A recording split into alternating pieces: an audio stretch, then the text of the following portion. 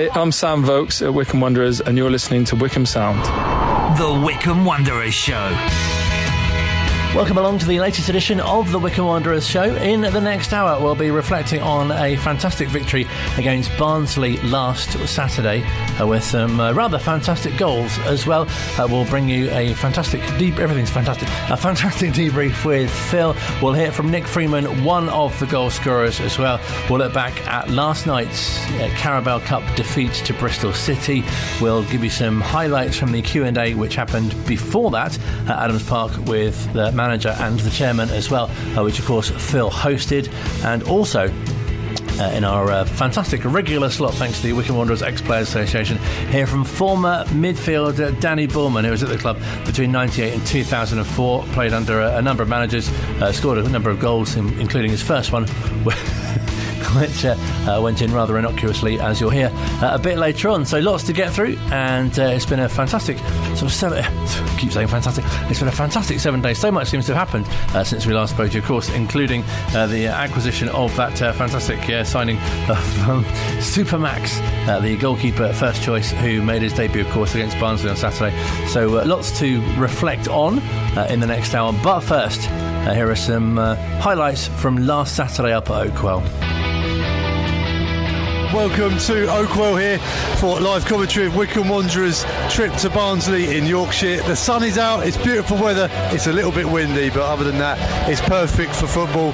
I'm Phil Catchpole, joined this afternoon by Toby Large. Toby, good to see you again, mate. Big game, this one. Yeah, definitely. It's a pleasure to be here as always. Thanks for having me on again. No, I'm excited for it. I think it's a game where, really Wycombe could maybe put their stamp on the league today if we could kind of turn the losing run around. Then I'm sure Wycombe, those will be the aims to stop the rot. Maybe a point would do, but I want all three. Ball into the box, Wheeler's onside, he lays it down to McCleary, cushions it back to Mehmeti. Mehmeti, can he get a shot away? He can! And scores! Anis Mehmeti with a rocket. I thought he'd missed his chance to shoot. He just wanted to engineer a better position. He bought a yard and then left-footed, fires it past Brad Collins into the top corner. Wonderful strike for Anis for his second goal of the season. Barnsley 0, Wycombe Wanderers 1. Magnificent, majestic. Anis Mehmeti, you deserve all the praise that you can get for that. Just, a little bit of pinball was going on between the two sides. Wycombe just passing around the quick passes between them, and McCleary teeing up Anis.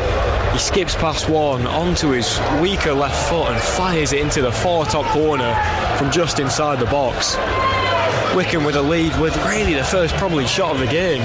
Gape goes for goal, the keeper's off his line. Dominic Gape scores! Oh my goodness. Dominic Gape from a full 50 yards catches Brad Collins off his line, chipped it perfectly. A little bit of backspin, it may have kissed the crossbar on the way in, and Collins rolled into the net in an ugly mess.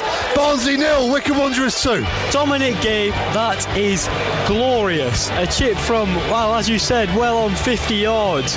Sees the goalkeeper off his line, and I thought that he was maybe trying to clip a ball over to Gareth McCleary at first when he played that, but no.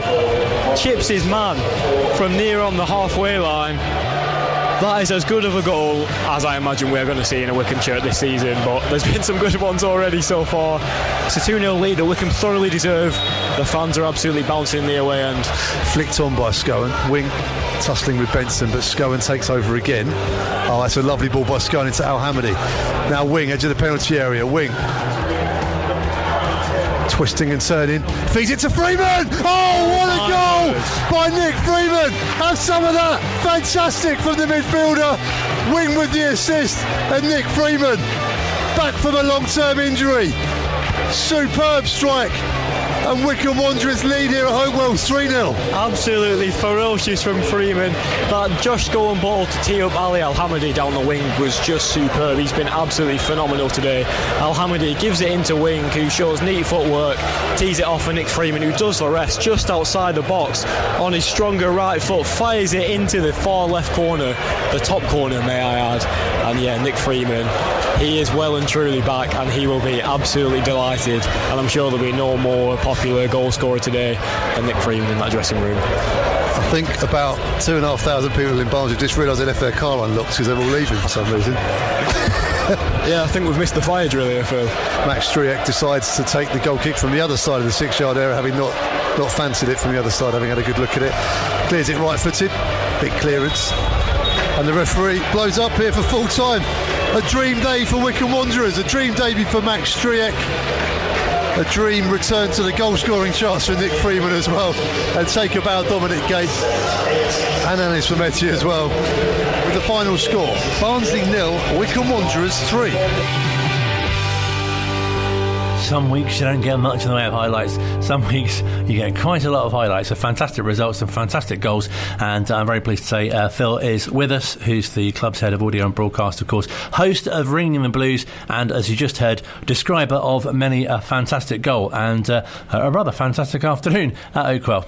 Yeah, wonderful day all round. I think a lot of Wycombe fans, and I have to admit, myself included, on the long journey up there, was probably contemplating a point and thinking, a draw would be a good place at Oakwell. Barnsley haven't lost in League One at home since 2016, believe it or not. I mean, they've obviously had a couple of years in the Championship in between, but they went through the entire 18-19 season without losing at home in League One. So a tough place to go, and they've made a good start at home this year. So no one really saw the 3-0 win, me included, coming.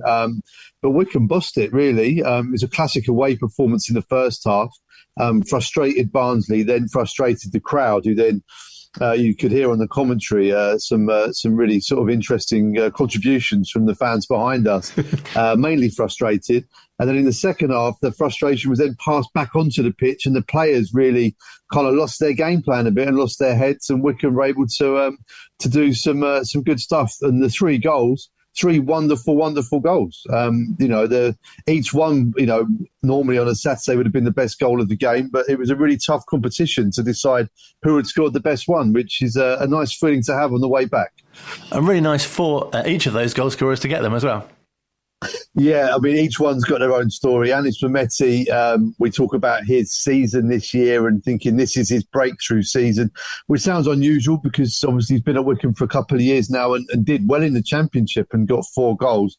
But now he's this is his coming of age season where he's really going to start to fulfil his potential. He's got the all-round game now. I think that time spent at Wycombe Wanderers with Gareth Ainsworth and Richard Dobson and the coaching staff, he's become the complete player. He's got the defensive side to his game. He's added a lot of upper body strength now. He's stopped growing, and he's just so determined and so focused on advancing his career.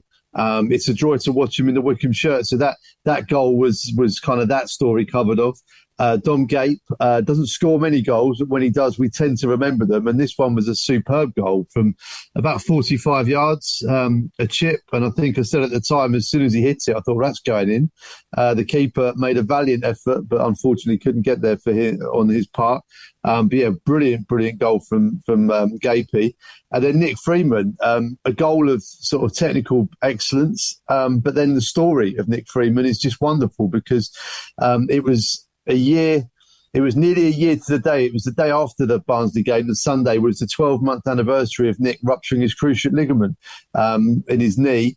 So it almost felt like the closing of that story, and Nick now able to sort of get his head up now and start to resume his career on full throttle, because he's made some really good cameo appearances from the bench this season, Saturday included, and the goal was just wonderful. The way that he celebrated, the way that he spoke about it afterwards, and from what his teammates and the staff have all said as well, because they've all seen that journey. They've been there on a daily basis with him when he's been in the gym doing the solitary work, sort of getting back up to speed in his rehab and then slowly getting back into training. And yeah, this pre-season he's been magnificent, and the early stages of this season. So from a personal point of view, fantastic to see Nick score, and the icing on the cake of a really good day for the club. I was going to say, especially pleasing for you, because obviously, you spent so much time sat next to him recently as well. Well, I'd like to claim nearly all of the credit for that goal on Saturday by saying that Nick has seen the game differently since sitting with me in the commentary box. But I think I'm a lone voice in that opinion. But it was great to have Nick with me. I got to know him very well as the season unfolded last season. And so, yeah, there was sort of internally, I was sort of going, I was so pleased for him because, I've got to know him and I know what he's been through. So, yeah, I was really chuffed for him. So, yeah, it was a real privilege to be there to see that goal and be part of that journey. I was really chuffed to speak to him after the game as well and find out how he felt when the ball hit the back of the net. I don't even know how to celebrate. It just comes so quick. Obviously, good finish top corner, but it just meant so much to me. I think Seth just reminded me tomorrow was basically a year since I had my injury, so couldn't have come at a better time. And yeah, I'm just so grateful for the support and everything along the way, and it meant a lot to me today. A year of graft, hard work, dark times. The emotion of when the ball hit the back of the net, what was going through your mind? Yeah, it was very emotional. Like you said, the dark times, the graft, the last 9 months, and just to get to this point, to get my first goal since 2-3 years, I think. It did mean a lot to me. Like I said, I didn't know what to do or say or how to celebrate. It just, I was mind blown. And we've got to mention the medical team that have helped you out here, because we've seen how hard you've been working at the gym throughout the injury, the milestones, the first day back out on the grass, etc. But the team around you have put a lot of work into. Yeah, Isaac, Kean, Ali, all the physios, been top drawer, especially Isaac. He's been with me every single step of the way. I was torn between running to him or you for that acceleration, but I didn't want to upset anyone. But yeah, they've been top drawer. They've been with me through every single step and helped me and made me feel secure about everything that was going on, and can't be more grateful. And also that year contract extension as well, going into that knowing that the club would have given that to you as an injured player. How much of a help was that? Yeah, that's unbelievable. From the gaffer and above, I can't thank him enough for that. I'll never forget that. I believe everything happens for a reason, and that's where I am still at Wycombe now, and I'm so thankful for that, because who knows what would have happened if I didn't get that extra year on my contract. Well, let's talk about the game. A 3-0 away victory at Barnsley, a team who really pride themselves at this level on their home performances and results, but Wycombe have been struggling of late in the league, and that's a great result. Yeah, well, after Tuesday Exeter, that was kind of 3 wins, there were 3 losses in a row, and Gaffer just went back to the drawing board and said, let's go back to being Wycombe, let's go back to being nasty, playing in their half, playing forward, and that's what we've done most of the game. And when it opened up, the quality showed. 3 obviously really good goals, and we looked more like Wycombe today. It's proper solid performance. Don't think they really look like scoring much as well, which shows that defence being solid like we've always been the past few years as well. It just looks proper Wycombe today. You scored a fantastic goal on a day of fantastic goals. So, yeah. I mean, normally your goal would probably be goal of the day, but Dominic Gape, was it 50 yards? Yeah, I'll say Gape's was probably the best. He's out of nowhere, just dinged the keeper. I thought, this ain't going in. It's just hit the back of the net. He probably couldn't have believed it, but it was on a lot. I had one I could have done as well, but I didn't get my head up quick enough. Three terrific goals. I'll probably say mine was second. I'll let Anis's take the third spot. I was going to say Anis's goal was pretty special brilliant as well. Good feet and then great left foot. But the link-up play between the front three, because without Sam Vokes, we're having to play a bit differently in the final third, aren't we? Yeah, we had a few options. We had Anis getting 1v1. We had Gareth McCleary running down the channel with his pace, and we had obviously David Wheeler, a massive threat in the air. We had 3 very versatile forwards that could interchange, and it worked a treat today. They were brilliant. The gaffer said you've come back a stronger player, and after this injury as well, but there's always that experience of the commentary box for a good 7 months as well. Of course. Has that had any contribution to your excellent form? Oh, of course. It's made me stronger, man. I thoroughly enjoyed it. That as well got me through my injury a lot, so I have to appreciate yourself, Phil, for that. Well, I did talk you through how to score a goal from outside the penalty area a few times. So it seems like as well, obviously such a short time since we last spoke, but so much seems to have happened, especially the arrival of a new goalkeeper. Yeah, well, 7 days is a hugely long time in football, especially when the transfer window's open. And Max Striek had an excellent debut at Barnsley. Like we were saying earlier, tough place to go in League One. He made a brilliant save in the first 5 minutes, and that really set the tone. And I think almost everyone sort of breathed a collective sigh of relief and thought, we don't know much about this guy, but this looks good. And he backed it up and did everything, very well after that as well. He made a couple more routine saves. His distribution was good on a tricky day in some high windy conditions. He looks to be a good signing. And Gareth Ainsworth is speaking about him positively as well and saying, he's our player. We've signed him. He's 26. He's a good age for a keeper. He's coming into his prime. So they think he can play higher than League One. And they hope he does that with Wycombe Wanderers, but they'll be creating an asset there. But also, it's good to have a number one at the club, a figurehead, because we've got 2 young goalkeepers as well under him, and they will progress working with Max too. It does look like he'll have such a great presence, and it feels like, obviously it's not why the club does stuff, but it feels like it kind of settles a bit of rumbling as well. Fans, you could feel, certainly online, having a bit of discontentment, the fact that a goalkeeper hadn't arrived. There were rumours about, the young Manchester United keeper, and that sort of fell through. But great to sort of have that kind of settled now. Yeah, I think, when results are going against you, then fans quite rightly scrutinise everything and then put their opinions forwards. And social media is tending to be, if you've got a gripe or a complaint, social media tends to be quite busy. When things are going well, I think people are maybe in the pub or doing other things and not forgetting, maybe forgetting to go online and say, well, this is all great, isn't it? But yeah, there was no secret that the club wanted to replace David Stockdale, and they'd had a loan lined up and they'd got really far down the road, as far down as you could possibly get, I think, without it being actually across the line. They found that frustrating, obviously, and Gareth Ainsworth and Rob Couhig have spoken about that. I think Gareth mentioned it in his Q&A last night at the club. And you can see that they are quite aggrieved by that, what happened. But everything happens for a reason. It wasn't to be. I feel sorry for the young keeper concerned because, he wants to play football. But we've got Max Striek now, who is wanting an opportunity in English football. To make a name for himself, and what a great platform he's got now at Wycombe Wanderers. A nearly full season in League One in front of him, and we look forward to seeing what he can do. But yeah, I think from a fan's point of view, of course, frustrating because when you're losing and you're thinking, well, we still haven't signed a goalkeeper yet. Well, let's pitchforks at the ready. Let's go out there. Which is understandable, but now it's settled. Hopefully the injuries start to come back as well with the keeper coming in. We start to see a decent run of results and using that game against Barnsley as a springboard. I mean, that's the thing, isn't it? Injuries have had such an impact on the side so far this season. When we learned this week that Ryan Taffasoli had a stomach muscle problem.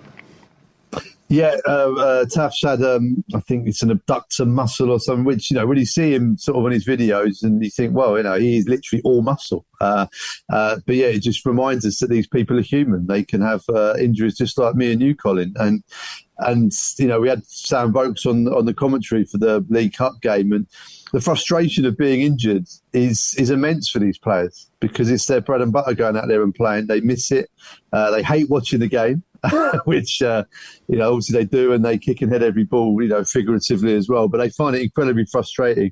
And at this stage of the season, having done all of the hard yards in pre-season, got yourself in great shape, and then you get this niggly little injury at the very start, and when you want to start to be getting into the rhythm of games, and it's really frustrating for the players, and also frustrating for the fans because folks and Taffasoli, if you include the keeper as well, that's the spine of a team. We've had issues at set pieces and defensively, and both of those players have been missed in that respect. But I know a lot of Wycombe fans are very excited to see Taffasoli come back into a side alongside Alfie Mawson and Chris Farina. I think once they're all fit and raring to go, then we've got three excellent centre-backs there. And there really was a feeling on Saturday, I think, after the game that, this is much better now. This could be the start of something good. Yeah, I mean, football's very simple, isn't it? Win games and the sun shines, everything's all right. But yeah, I mean, the manner of the victory helps as well, and the goals. Although had we scored three scrambled efforts of 1-3-0, I think the reaction would have been largely the same. But yeah, winning games is just the perfect tonic, really, especially on the back of three defeats and against a fancied team that have come down from the Championship. And it's about using this now as a platform, Colin, because I don't think there are any easy games in League One. I think it's an incredibly competitive division. I think last season it was a split league. I think this season there's the ability that anyone can beat anyone on their day. So there's going to be tough games week in, week out. And Charlton looks to be a tough one this Saturday because they've had a decent start under a new manager. They've got a really good squad there. A big club who've been in the Premier League in recent years. Don't want to use the B word too much on this show, but budget will come into it, and they've got a larger budget than Wycombe. I think that's fairly obvious looking at their squad list. But as we've learned over the years, football isn't played on the balance sheet, it's played on the pitch, and Wycombe have punched well above their weight and would expect to do so against Charlton at Adams Park on Saturday.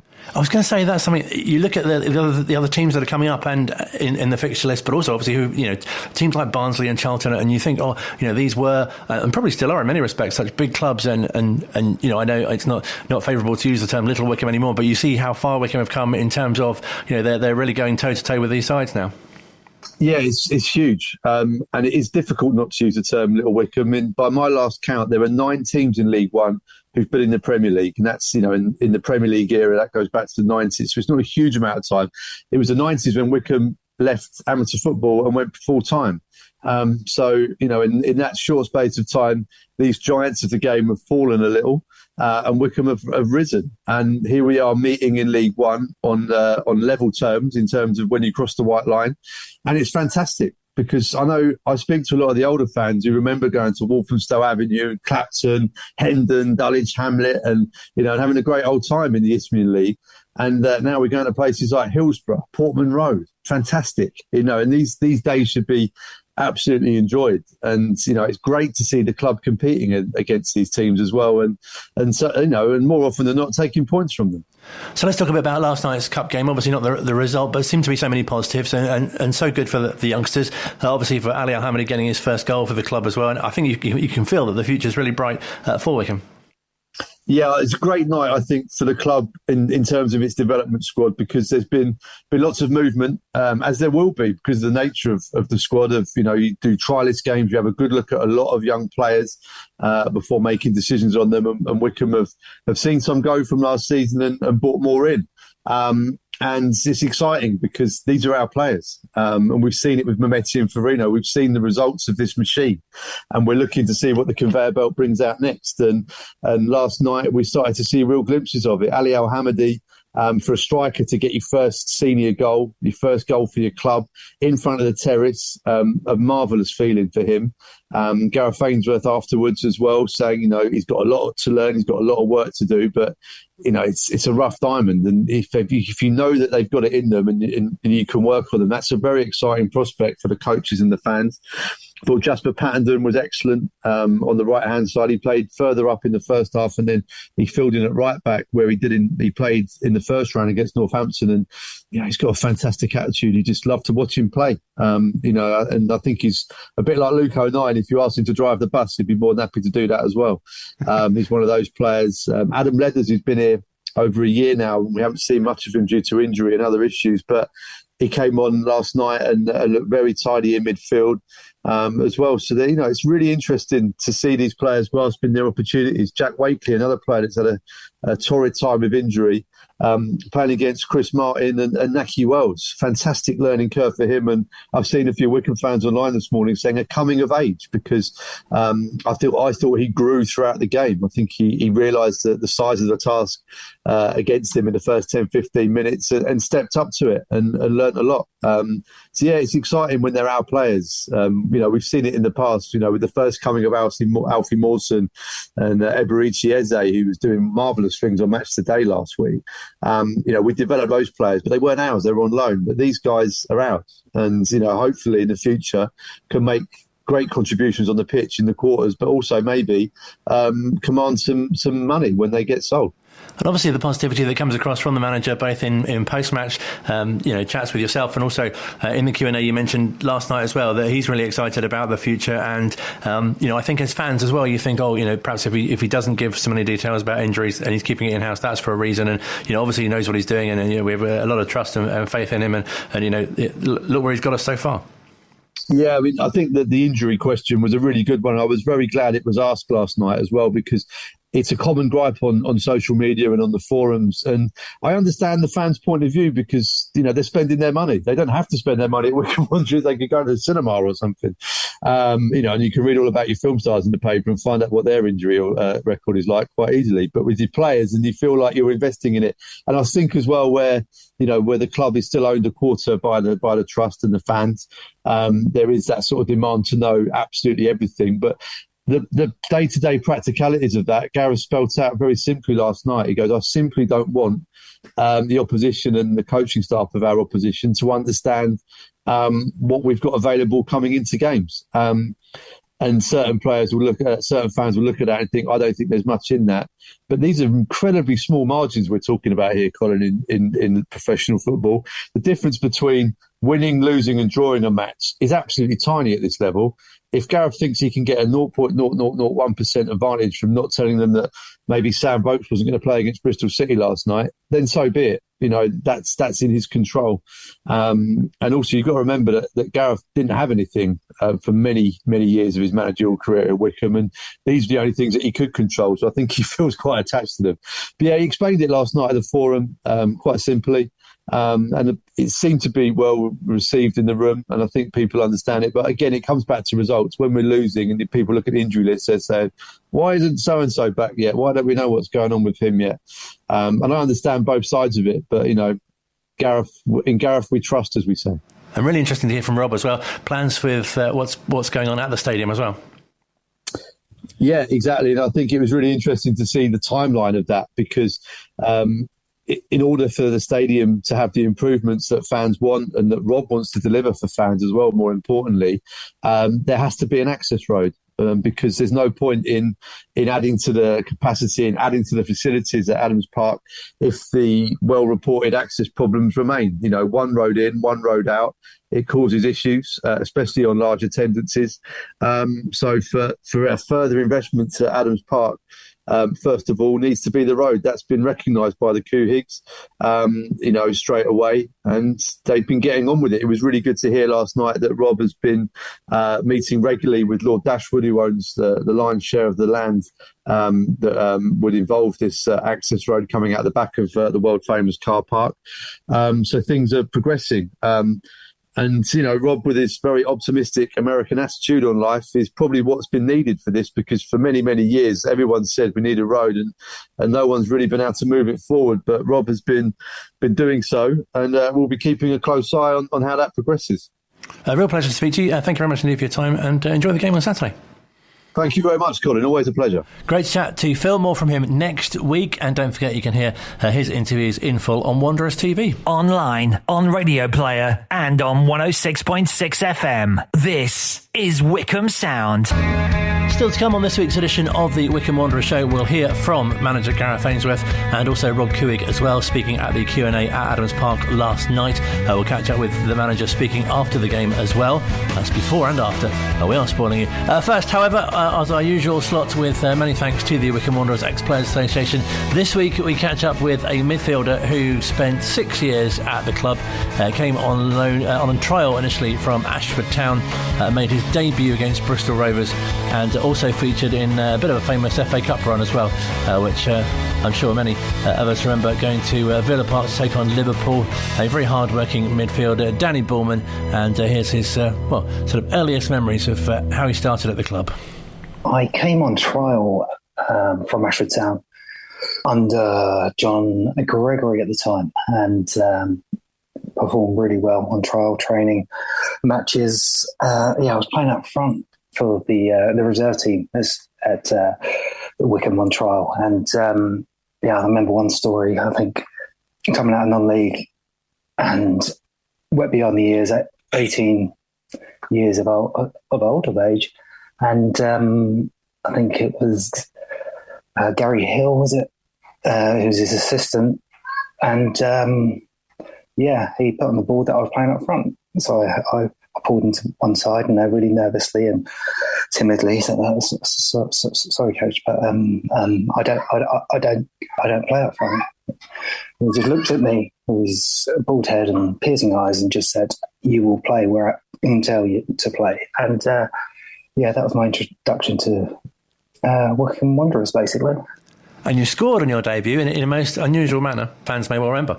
It's not how I maybe envisaged me almost being remembered, shall we say? My rear end coming to get us a point against Bristol Rovers. So it was crazy, and that whole season for me was crazy. That I stepped up seven tiers, and I came into it full of energy, full of enthusiasm, absolutely buzzing to be a professional footballer. And yeah, it caught up with me a couple of months down the line because I soon found out that sort of fitness and energy, enthusiasm, it didn't cut the mustard. You needed to add quality to that, and with the ball, without the ball, and it wasn't about just running around, which I did, from a very young age and wasn't taught professionally, and with good teammates around me. And that's no disrespect to Ashford, but yeah, it was a steep learning curve for me, and it was a tricky sort of start, but yeah, I'm remembered for my backside, which is great. So what was it like, that sort of step up, as you say, and did it take you a while to sort of acclimatise, if you like? Initially, no, because I just almost sort of hit the ground running, because I came on trial under John Gregory, but he left to go to Aston Villa. Then the trial went cold for a couple of months. Then I came back. It was Neil Smiley at the time, and got the deal over the line. Done my first pre-season. Was fit as a fiddle anyway, so that was a breeze sort of thing. And scored a few sort of goals in pre-season, this, that and the other. But yeah, managed to get on the bench and then came on against Bristol City, scored off me backside and got a few games just because of my energy and just because we weren't doing great. I think Bristol Rovers that got us the first point of the season. I think that was after 5 games. So, that's how sort of bad we were doing as a squad, and then the rest is history, really, after Laurie Sanchez and Terry Gibson came in.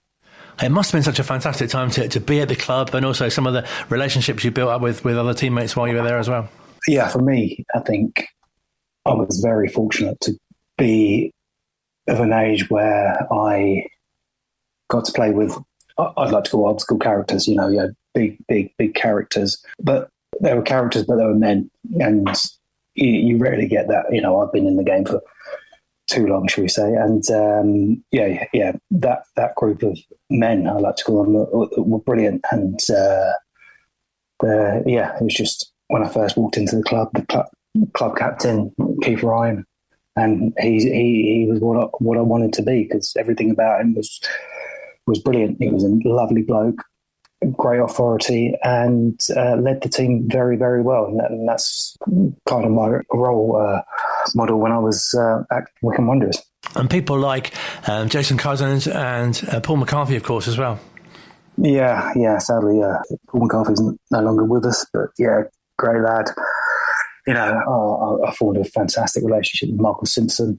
You had Darren Curry, you had Roger Johnson coming through the ranks, you had Martin Taylor, you had Sean Devine, you had Rammel, Jamie Bates, and Steve Brown, obviously. And it was just proper men, and they knew how to conduct themselves very well. And it taught me a lot of things in this first few years. And also, I was quite surprised to see that cup run is 20 years ago, and it must have felt perhaps so. Well, obviously, with your career, it must be hard to sort of chop things up into time periods. But obviously, that 2002 kind of period and getting to the semi-final must have felt special, that run. Yeah, at the time it was surreal. It's just you don't appreciate it when it's happening. Well, for me, I don't appreciate the career I've had now, the longevity of it. Anyway, I didn't play very well majority of my career, but I sort of played to 42. So I'm pretty sure people wouldn't have turned around me at 18 and said you'll play till 42. But yeah, that cup run was amazing considering the squad we have and the league position we were in, and struggling in League 2 at the time. Obviously, it's the old League 1. I think I remember the game before the semi-final. We got absolutely tonked by Walsall, 4-0 away from home, I think. And it was like, you can make all the excuses in the world about eyes are on Liverpool and stuff like that. But yeah, we were really sort of not performing well domestically, but somehow, I don't know, it had to be fate with the Essendon goal and stuff like that, and the sort of depleted squad that we had, that we managed to achieve, one of the greatest days in Wycombe Wanderers sort of history, and probably in the FA Cup. And I think as well, what's really nice is obviously partly, I guess, because of your position and quite a sort of workman-like midfielder, but also your character too. You're such a fan favourite as well. Yeah, obviously, I don't know.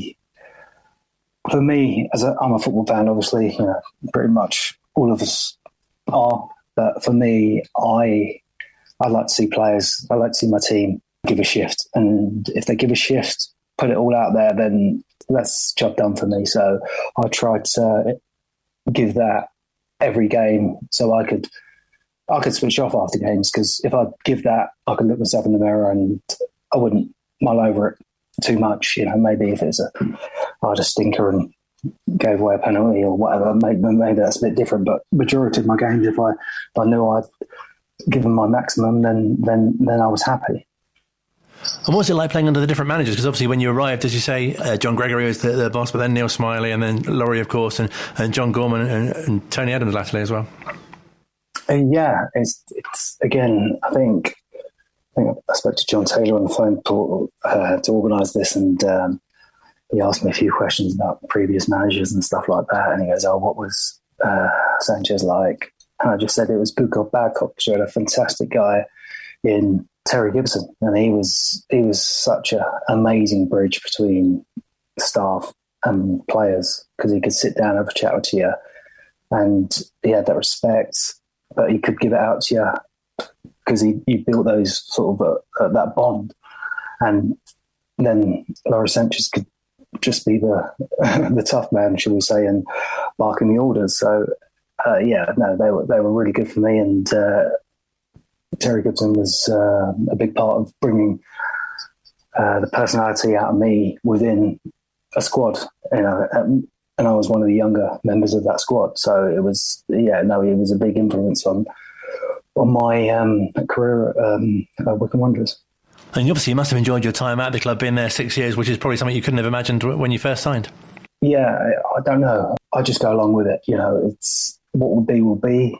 I've done it sort of my whole career, basically. I don't push the things. I'm not, because I grew up playing football, loving football, and all I wanted to do was play football. I didn't want to be a footballer. I just wanted to play football, and I didn't know that you could have a career playing football. So the hobby, the sport that I loved became my job. So yeah, whenever a contract was offered to me, I would just say yes straight away, because I was very blessed to play football as my job. And even on the other way, when managers came to me and said, "You're not in our plans," then I would want to move on to a club that I would play football. So yeah, I was quite an easy player to manage, I think. Is that what sort of kept you going so long, if you like, in your career? Because I think at one point, only a few years ago, you were the oldest active player in the EFL, I think. Yeah, I think injuries help with that, and I think managers play a part with your longevity. So managers can make you lose that love for football. So obviously I had 6 years at Wycombe, went to Stevenage, and again had a good relationship with the manager there. He was a bit of an oddball. He was Graham Wesley, and but I buzzed off it because it was just something different, something fun, and it was a bit different. So I went along with that, and then my episode with Crawley sort of started after that. And again, I wasn't playing at Stevenage, and I went to Crawley to just put a smile back on my face, start playing football again, and then I ended up going back there a few times. So yeah, it was just I always wanted to play with a smile on my face, have a laugh, and give my all. And yeah, and it sort of worked out for me. Not financially, obviously, but but longevity-wise, yeah. And how has it been sort of stopping? Because you've only comparatively recently retired. It must be, is it sort of a relief, or is it quite nice, or do you really miss it? I've learned how to watch it now, which is what I couldn't do really without a beer during my career. But no, I enjoy watching it now and sort of analysing it a bit better and just respecting what each individual can do within a sort of team setting. So, yeah, no, it's. I'm loving the weekends now. I'm loving not having boiled chicken and pasta and in a hotel somewhere. So, no, I'm enjoying that part of it and getting my weekends back, because it has been very, very regimented for 20 odd years. So it's been good to, really let my hair down and have a midlife crisis. So, yeah. Fantastic. So what do we find you doing post-football? I'm just in a crossroads at the moment. I was working at the commercial department at Crawley about a year ago now, but that didn't end up too well with the new takeover and stuff like that. And middle of my testimonial, but again, don't know where that's going. And a sponsor of mine at Crawley. He owns a sort of like a leasing fleet company, and I've just working for him at the bit and see what happens. Obviously, I love to get back in football, and coaching isn't for me. We'll see what happens. Hopefully, I'll be somewhere soon within football. Yeah, definitely. Wish you all the best for that. And do you ever sort of reflect on your time, obviously at the clubs that you've been at, but particularly for these purposes, Wycombe, and really sort of think, I had a great time there and really enjoyed being with those players and playing for those fans? I don't think yet. I think obviously, life just moves so fast. At this day and age, you haven't got time to sit down and do what you got to do. But obviously, I was forever indebted for Wycombe to take that chance on me, and had a hell of a time and a massive, massive influence on my career. And I think, and again, highlight of my career was at Wycombe with the FA Cup run, and something that I will always look fondly of and put up at the top of my list. And I remember, I think fans have been great, but I turned up to a dinner, and it was just a few old fellows were in attendance. I think Martin Taylor, Keith Ryan, and Steve Brown attended with me, so I haven't seen them in ages, so it was good to see them. And we were on stage, I was asking questions about the cup run and stuff like that, and went to Steve Brown. He was like, I heard you went away before the semi-final for hot weather training, this, that and the other. He came out with this spiel about, the older guys were so professional. We made sure the younger boys were in bed in time and stuff. And I was looking at him like, you lying barn, what do you call it, like that. Every night we was out till stupid o'clock in the morning, and most times the younger lads had to carry that person to bed, because yes, he enjoyed himself a lot. And so I was looking at him like, just tell him the truth, mate. Come on. It's a bit more of a laugh with you. Like, it makes you a bit more human if you tell them that you absolutely went for it, because it's not going to happen again. So yeah, again, great laughs, great memories. And I do not know how we got out at Aston Villa and performed the way we did after the week we had in Spain or whatever. Really great insight from Dannie Bulman. Fantastic to hear from him, and thanks as always to the Wycombe Wanderers Ex-Players Association. Online, on Radio Player, and on 106.6 FM. This is Wycombe Sound. Still to come on the final part of the Wycombe Wanderers show for this week, we'll get the manager's thoughts post-match last night after that defeat to Bristol City in the League Cup, of course. But many positive, as you'll hear, some fantastic, keep saying fantastic, some fantastic young talent on show at Adams Park last night. And if you're at the game, or perhaps you're listening on Wanderers TV or to Wycombe Sound, because we broadcast it live as well, there was a fantastic opportunity for supporters to put questions to Rob Couhig and the manager Gareth Ainsworth, which was a bit of a surprise addition to the panel as well. Phil was hosting, and we started off by hearing from the manager talking about any possible new signings once again. I think losing Sam Volks and Brandon together to injury was a blow, and we've had to work hard in that department to get things together. But if the right signing at the right price comes, I will refuse to overspend in the market. I refuse. I will not put this club in jeopardy of overpaying. You know, it's not something I'll do. One thing that when I took over and we had absolutely nothing was I learned how to get value for money. And believe me, Rob has pushed me a few times and said, look, there's extra, but in the current market I won't pay over the odds because it causes problems further down the line. So if the right player at the right price comes along, we're always looking. We're going to be looking right up to the last minute, which is next week. And you know, I think that Mawson was a big one. The keeper was always a big one, and we have to say that we were so far down the line on the goalkeeper. It was unbelievable that a certain big club that probably everyone has sussed out who it was. Well, their owners won't even confront their fans. Their fans are protesting and in the streets, and your owners willing to take any question. I think that says a lot, you know, about the two clubs. And like I say, right player, right price, yes. Wrong price, no player. That's how it goes with me. Yeah.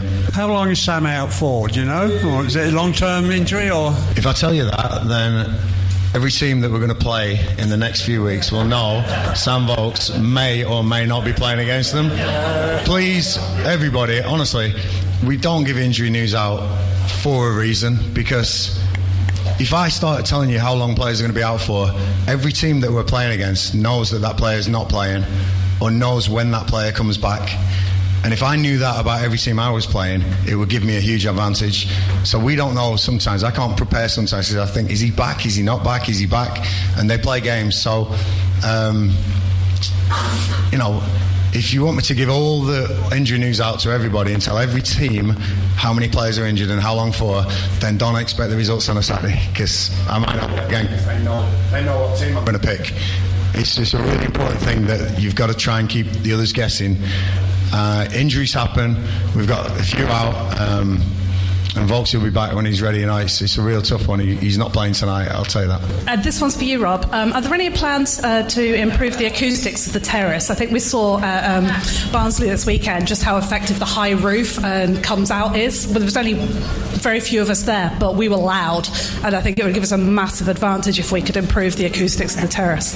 it is a great question because it fits into a lot of what I've been doing this week, which is what are we going to do for the entire place? One of the things that we know that we need to do is have a second access road to come in here. And people will look at me like I'm crazy, like the same people when I told them we were going to play in the championship. This week, Sir Edward Dashwood and I met, and we have come up with a working agreement to go get that second access road for the first time since the stadium has been here. We have put our guys in charge of putting the road together, and we expect to have that in, hopefully in the next, I don't know how long the planning stage. I've learned English planning is its own special world. But as soon as they give us permission, we're rolling it out and we're coming in, and it will be ecologically sound and all of that. The reason I start with that preface is we're not allowed to do much with our stadium today because we have to content ourselves with 9,200 seats because of the access egress issue. I pushed for that so we could get everybody in here, but because the next phase of that is the terrace. The terrace needs to be fundamentally reworked. We have begun drafting plans to remove this terrace and put in a brand new one because it is embarrassing to me that the visitors terrace or end has better acoustics than we do, and we're going to have one that can seat as many people as that, if not more. Plus, it will provide us with better bathroom facilities underneath, another room like this underneath there, and it is my hope, and again, this becomes dependent on planning, that at the last game of this year, we begin to take this one down and begin construction of that one. In fairness, it'll probably take longer than Couhig wants. Everything does, but that's the goal. Just to clarify, it's still a terrace though, not seats? It will be a terrace and there may be some seats, and there will certainly be some room for the disabled. One for Gareth, really. This season it's changed with the number of substitutes that you can make. A, is that helpful? And B, is there a strategy around that is developing with other clubs? Yeah. The question was obviously about 5 subs, and we've worked really hard on a strategy change, because you can change half the team if you can at one time. So the simple answer is yes. We've built the squad, and some of the signings that have come in have been specifically for these positions. We've tried to get 2 players in each position what we play in the 2 formations that we play. So it's something that I think is an advantage. Me and Rob had a talk in the summer when the vote happened, and again on a football decision, Rob just said, what do you want to do, which way do you want to go, and again backed me on which way. I think the season we got promoted, it worked really well for us, so it's something that we've looked into and we've strategically managed. So tonight even you'll see there'll be a few players that have planned substitutions, because Saturday's a huge game as well, so there's 1 or 2 that need to come off. But no, it's a great question, and I think planning, you've got to plan for this now. Yep. I have one going on from this summer. With the success of the England women's team, do you have plans to push the women's team for Wycombe into the league? I don't, but that doesn't mean we're not going to. Phil Alexander is here somewhere. Phil is our guy who has been hired to advise me on everything that has to do with the business side. I think the best way for me to answer that question, one of the first things Phil did was bring in the largest sponsor the women's teams has now, because we see it as part of what we're trying to achieve as a community involved in football.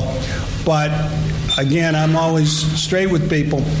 My job is to make sure he has everything he needs. If we can help the women, we're going to do it. And I think the best proof is we've already done it, and you see them a lot, and this is my plug for Wanderers TV. You'll see that we feature them on Wanderers TV. We're doing a lot of interview work with them. It's ways we can help, and let me recommend to everybody in here, if you get a chance, help them out. They could use the help. They're doing a great job on their own, and a little bit of help wouldn't hurt. Echoed by us here at Wycombe Sound, and next week we'll have a season preview for Wycombe Wanderers women as well. Don't forget you can catch the full Q&A on the Wycombe Wanderers website. More from the manager now, though, speaking to Phil after the game last night. I wanted to be through the next round. I thought we may be able to get them to penalties, and they're late on there. We've protected a couple of players, Chris Farino, Anis Mehmeti, got them off the park because they're going to be needed in the squad Saturday without a doubt. But some real bright sparks, I thought Adam Leathers coming on for his full big debut, I thought was excellent. Real bright spark for us, and then Jack Wakely stepping up definitely without a doubt. Jasper Pattendon, some real good performances, and Daz and Nick and JJ playing various positions for me, and can't thank him enough for that. But I thought that the goals that we conceded, the first one's handball, if I'm honest, and that's not something I've forgotten about that now, because the next 2 we gave them, there's some defending issues that we've got to get better at, and I've just told the boys, and the boys know, we talk about what teams thrive on, and you make silly mistakes, you give them something to thrive on, and they'll take the opportunity, especially championship side. So you've got to be sure and certain of which way you want to play, and then play that way. But sometimes decisions on the pitch go, and you live and die by those, and unfortunately, we conceded a couple of goals with some poor decisions, poor defending. But I'm going to focus on the positives. I really am. I really want to look at is it 8 or 9 players under the age of 22 started the game. The 3 on the bench that we've only just signed at 18, 19 years old.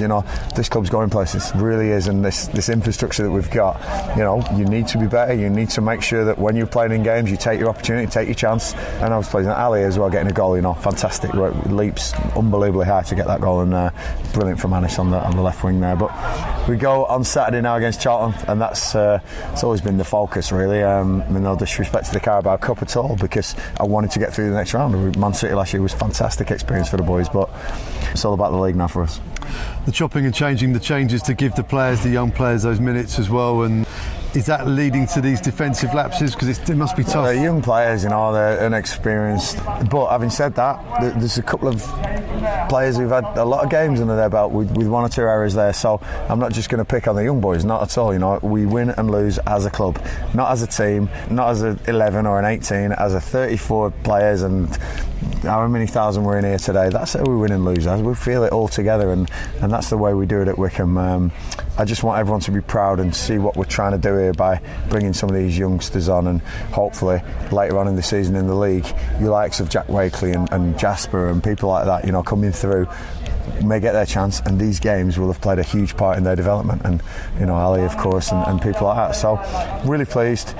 Disappointed with the result, disappointed with a couple of the goals, because I thought we matched them at times and we looked good, but they're bringing on Semenyo and Scott and Scott and Chris Martin against Jack Wakely. It's sort of a mismatch on experience times, but I thought we held our own at times, and that was really, really nice to see. We had Sam Vokes with us on commentary this evening on Wanderers TV, and he was absolutely delighted for Ali Al-Hamdi, because to score your first goal in senior football, it's a huge milestone. Oh, in front of the terrace as well, I know that's where he'd want to do it. He had a chance first half for the shot, and I said to him, you got to hit the target. He certainly hit the target on that one. He's got a lot to learn now. He really has. He's a real amazing story, his life, how he's ended up here, and we want to get the best out of Ali, and I believe in him, which is really important. He's got all the attributes to be a fantastic player. It's just getting them all together now, and we'll work hard on that. Don't forget, you can hear Gareth's chat in full on the website as well.